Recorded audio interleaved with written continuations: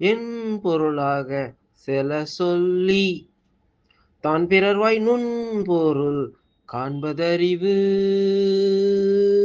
என் பொருளாக செல சொல்லி தான் பிறர்வாய் நுண்பொருள் காண்பதறிவு. மத்தவங்க எப்படி தான் பேசினாலும் அவர் மனசுல உள்ளதறிஞ்சு பேசினாதான் அறிவுன்னு சொல்லுவாங்க.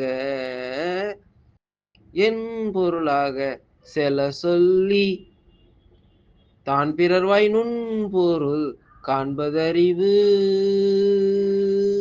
என் பொருளாக செல சொல்லி தான் பிறர்வாய் நுண்பொருள் காண்பதறிவு.